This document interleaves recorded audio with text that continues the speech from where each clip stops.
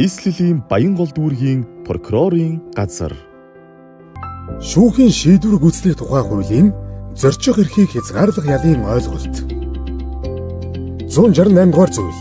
Зорчих эрхийг хязгаарлах ял шийтгүүлсэн ялтны үүрэг. 168.1. Зорчих эрхийг хязгаарлах ял шийтгүүлсэн ялтан дараах үүрэгтэй. 168.1. Шүүхээс хүлээлгсэн үүргийг биелүүлэх. 168.1.2. Шийдвэр гүйцэтгэгч техникийн ажилтны хууль ёсны шаардлагыг биелүүлэх. 168.1.3. Шүүхээс тогтоосон зорчихыг хязгаарласан газарт зорчихгүй байх. 168.1.4. Шийдвэр гүйцэтгэгчид урьдчилан мэдэгдэхгүйгээр оршин суугаа газар, ажлын байраа өөрчлөхгүй байх.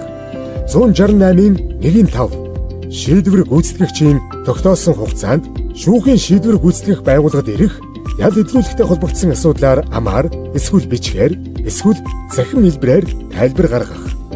Энэ заалтанд 2024 оны 1-р сарын 12-ны өдрийн хуулиар өөрчлөлт оруулсан.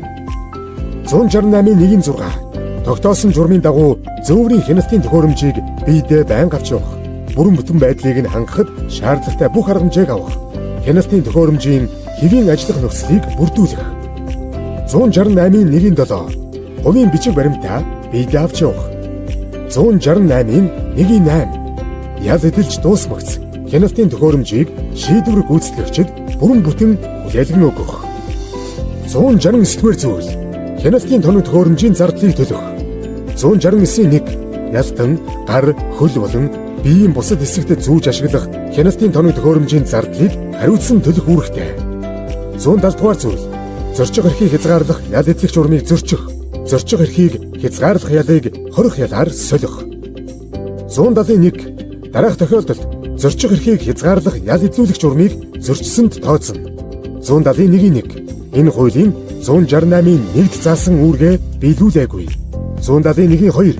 Техникийн хяналтын тоног төхөөрөмжийг устгасан, гэмтээсэн, эсвэл тэдгээрийн хэвийн ажиллагааг сарниулсан. 171.3. Зөрчлийн тухай хуульд заасан нийтийн хэв журам, аюулгүй байдлын эсрэг зөрчил үйлдэж шийтгүүлсэн. 171.4. Техникийн болон биечилсэн хяналтаас 24 цагаас илүүгүй хугацаагаар санаатаагаар зайлсхийсэн. 172. Дараах тохиолдолд зорчих эрхийг хязгаарлах ял эдлүүлэх журмыг ноцтой зөрчсөнд тооцно.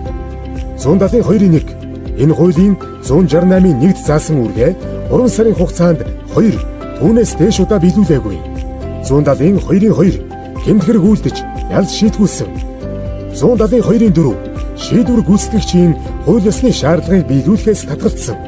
Хүч хэрэглэн эсэргүүцсэн.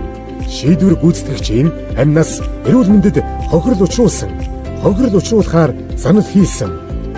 172.5. Техникийн эсвэл биечилсэн хяналтаас 24 цагаас илүү хугацаагаар санаатаагаар зайлсхийсэн. 174. Ялтан зорчих эрхийг хязгаарлах ял эдлүүлэх журмыг ноцтой зөрчсөн тохиолдолд зорчих эрхийг хязгаарлах ялыг хорих ялаар солино.